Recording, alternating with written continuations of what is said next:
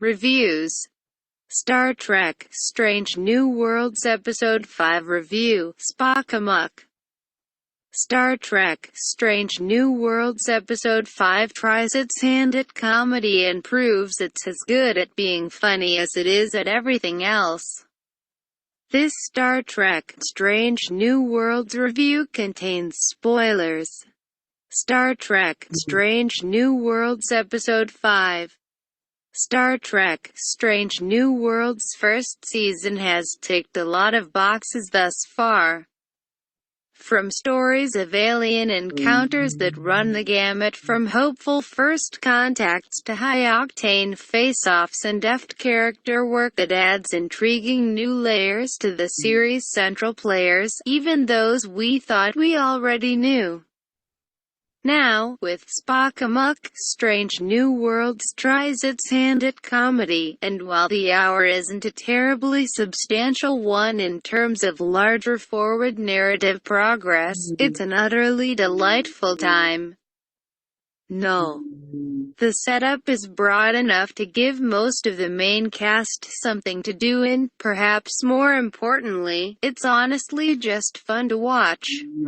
And while I love this franchise, let's be honest, outside of, say, Star Trek: Lower Decks, there hasn't been much focus on comedy or even just simple fun in Star Trek in recent years.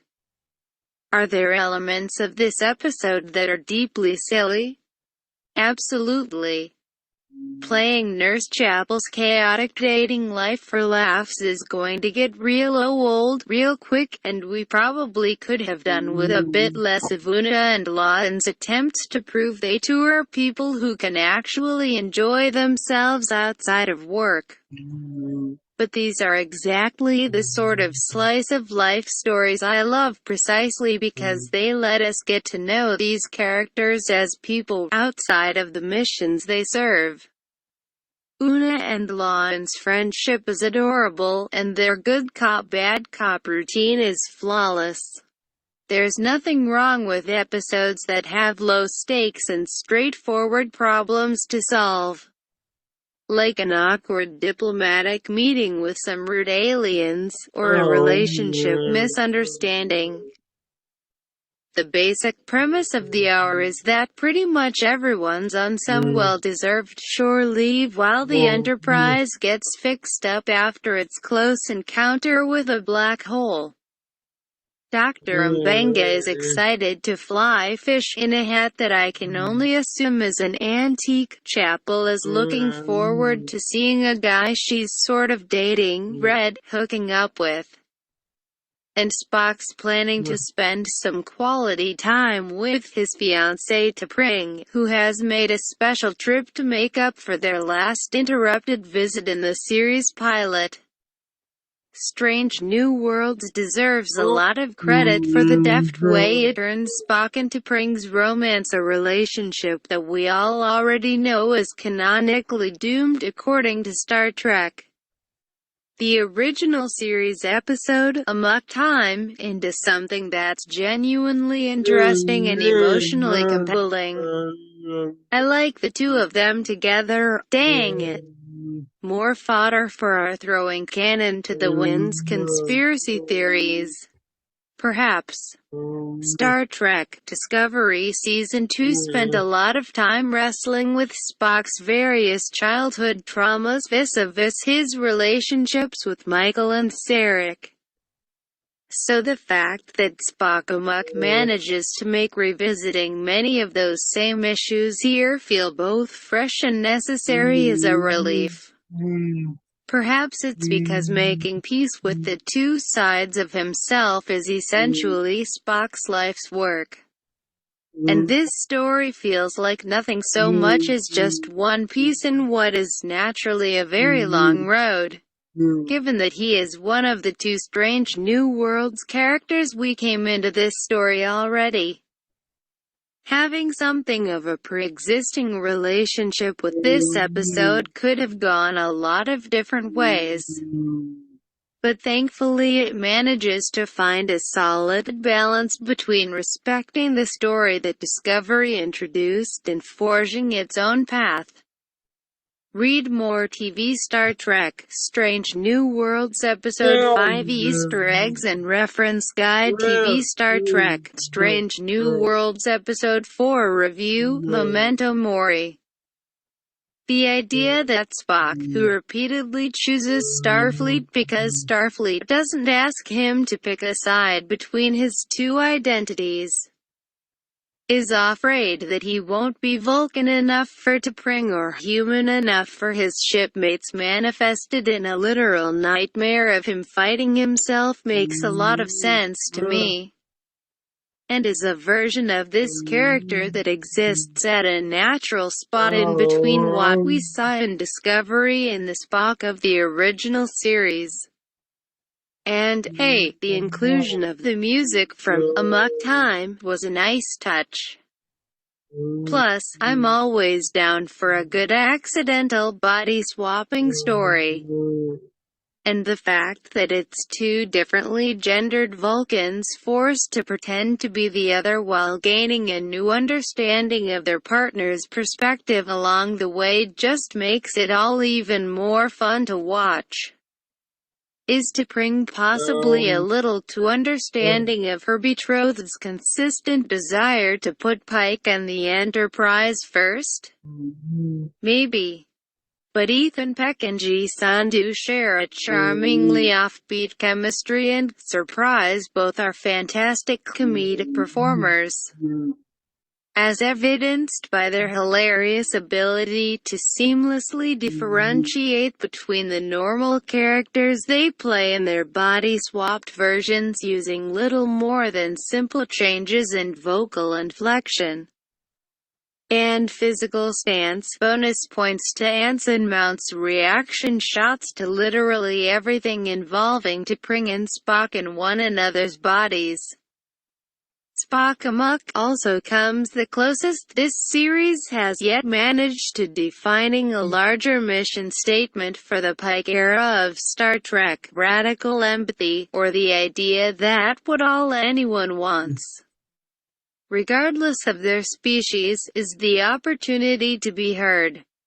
Nay, of the episode's subplots involves Pike, Spock, and Admiral Robert April attempting to negotiate with a prickly alien race known as the Aringovians. They control a key piece of territory between Klingon and Romulan space and have been both very private and extremely resistant to diplomatic negotiation, at least until Pike cracks the secret of what they want to hear. For the Aringovians, apparently what matters most is that others try to see things from their perspective, and put themselves in their place, rather than simply pushing a singular agenda. Get the best of Den of Geek delivered right to your inbox. And wow, if that isn't Christopher Pike to an absolute T. The rare leader, who is more interested in leading by collaboration than by fiat, who values input rather than following orders. Yes, that is a man who already practices radical empathy, who seeks to work with rather than rule others, and who actually wants to hear perspectives beyond his own. Not to mention looks chef's kiss great in Command Green. It's why he is such a great captain, and why so many seem to be willing to follow him into hell, or at least the center of a black hole, if he asks. What will his evolution over the course of this show look like? I hope we spend many seasons finding out. Written by Lacey Bauer.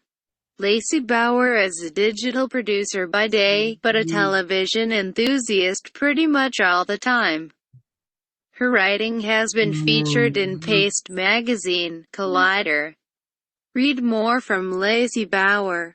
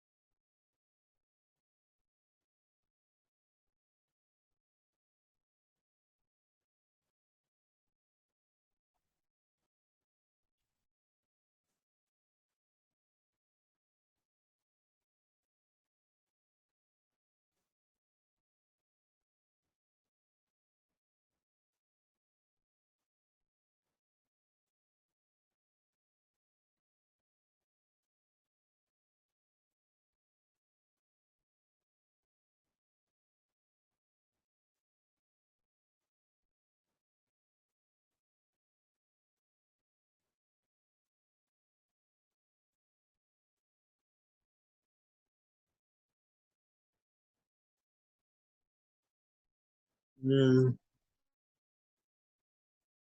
arms, legs, and no, the Features: Star Trek: Strange New Worlds Episode 5 Easter Eggs and Reference Guide. With its hilarious Star Trek: Strange New Worlds. With its hilarious body-switching romp, Strange New Worlds goes hard on original series nostalgia like never before.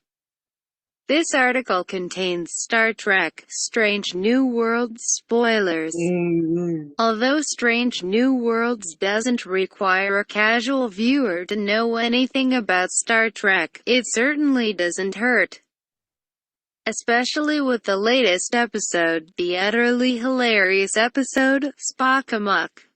Right away, even in the title, the episode is referencing the famous original series banger, Amok Time. You don't need to have seen Amok Time to dig this episode, and frankly, the references to that classic episode are just the tip of the Vulcan Lurpa, which doesn't have a tip anyway because it's curved.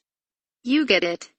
Here are the biggest Easter eggs and references in Strange New Worlds Episode 5. Null.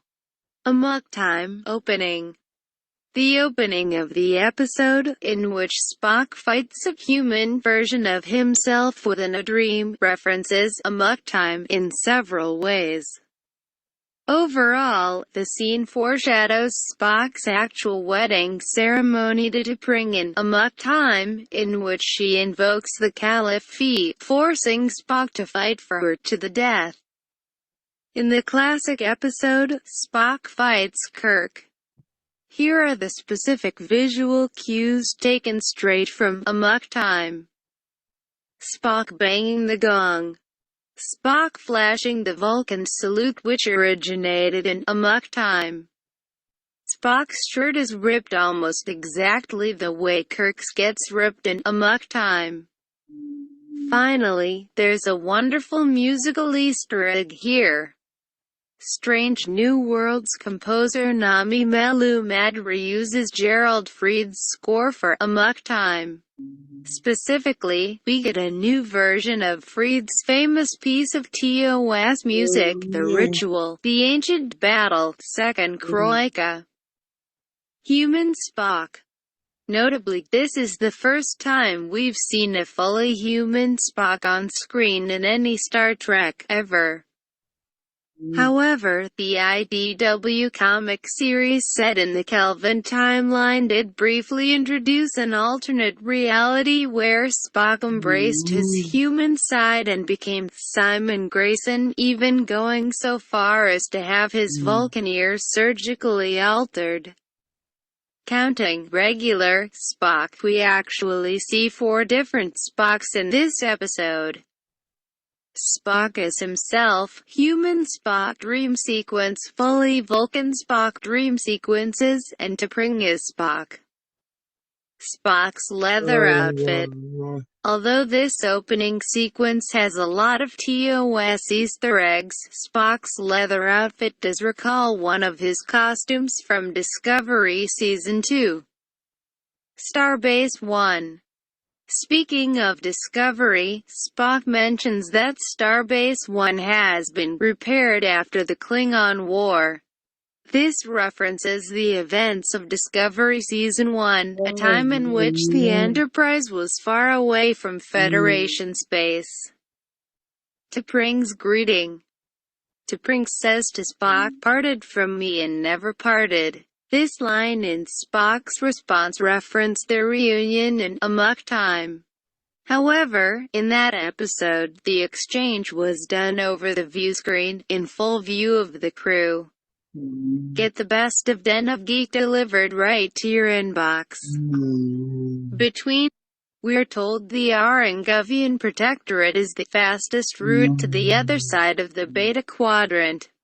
Klingon space has always been located partly in the Beta Quadrant, between Klingon and Romulan space. We're told the Aranguvian Protectorate is the fastest route to the other side of the Beta Quadrant. Klingon space has always been located partly in the Beta Quadrant. However, it should be noted that, at this point in Star Trek history, Starfleet has no clue what the Romulans look like. Pike's green tunic. Captain Pike rocks a wraparound green captain's tunic in this episode. This references a similar uniform variant Kirk wore throughout the original series. Probably most famously in The Trouble with Tribbles. Pike's is decidedly more leathery than Kirk's and features a Starfleet insignia in 2 places instead of just 1. Solar sail. The Aranguvians are using a starship with a solar sail. This seems to reference the Deep Space Nine episode, Explorers, in which Sisko builds an ancient Bajoran ship with a solar sail. A bolalon. When Dawn and Una catch 2 junior officers trying to use the airlock, one of them is Ensign Christina Jennifer Way, who we've seen before. But, with her is a bullion, Ensign Zier, played by Tori Webster. The most famous bullion in Star Trek was Mr. Mott the Barber on the Enterprise D in The Next Generation. Door beep from TOS. The sound effect for opening the door of the airlock is straight from the original series, continuing a tradition in Strange New Worlds of using old-school sound effects. Pet Salot. Spock mention, I was bonded to my pet Salot, Chaya. The first mention of Spock's pet Salot was in the TOS episode, Journey to Babel. However, we actually saw Chaya in the animated series episode, Yesteryear. Sharing Catras. The notion of a Vulcan Catra, or soul, being shared with another person originates with Star Trek III, The Search for Spock, when we learn Spock put his Catra in McCoy's body. That said, because Spock actually did the mind meld with Bones in The Wrath of Khan, we could consider that to be the origin of Catras too. Incidentally, The Wrath of Khan celebrated its 40th anniversary the same week Spock Amok aired. Body switching. There's oddly not as much body switching in Star Trek as you might think. The Voyager episode Body and Soul finds the Doctor inside Seven's body, while in TNG, Picard and Crusher's minds are linked telepathically in the episode Attached. The most infamous example of body switching comes from the original series, in the episode Turnabout Intruder, which is nobody's favorite Star Trek episode. However, like Spock Amok, that episode did feature a female actor playing a male Star Trek character. Gia Sandhu plays Spock in T'Pring's body, just as Sandra Smith played Kirk in the body of Janice Lester. Enterprise Bingo. Strange New Worlds introduces a kind of Lower Decks vibe with the revelation that Enterprise Bingo is played exclusively by the Ensign class and lower. Here's what's on the list that we see. Complete 10 items from the list below. Don't get caught. Use transporter to reflavor gum. Phaser stun duel. Turbolift 2 floor shout challenge, yelling at the same time to tell the turbolift where to go. Set the universal translator to Andorian. Medical tricorder challenge, Vulcan marsupial. Food replicator challenge, current fruit. The biggest Easter egg here comes from Voyager, specifically the episode Lifeline, in which Dr. Zimmerman resets a medical tricorder to scan for a Vulcan marsupial. Star Trek-themed diegetic music. A short modified version of the Star Trek theme plays when Una checks off an item of Enterprise Bingo. This isn't the first time Star Trek theme music has played as in-universe, or diegetic music. In Lower Decks, Boimler hums both the TNG and Voyager themes. However, the very first time the TOS Star Trek theme appeared as source music was in the classic episode, The Conscience of the King, in which a jazzy arrangement is heard in a lounge where Kirk is hanging out.